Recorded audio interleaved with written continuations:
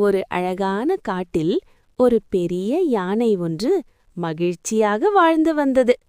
அது மிகவும் நல்ல மனம் கொண்ட யானை.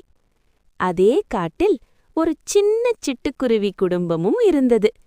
அந்த சிட்டுக்குருவி தினமும் யானையின் முதுகில் அமர்ந்து இனிமையாக பாடும். யானைக்கு அந்த பாடல் மிகவும் பிடிக்கும். யானை அன்புடன் சொல்வது, "உன் பாடல் என் மனதை மகிழ்ச்சியாக்குகிறது." ஒரு நாள் கடுமையான புயல் வந்தது. பலமாக காற்று வீசியது. மழை கொட்டி தீர்த்தது. சிட்டுக்குருவியின் கூடு கீழே விழுந்தது. சின்ன சின்ன சிட்டுக்குருவிகள் பயந்து நடுங்கின. அப்போது யானை மெதுவாக வந்து சொன்னது, "பயப்படாதீர்கள், நான் இருக்கிறேன்."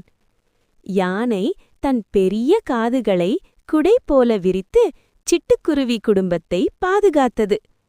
மழை நின்றதும் யானை ஒரு பெரிய மரக்கிளையை எடுத்து சிட்டுக்குருவிக்காக புதிய கூடு செய்ய உதவியது.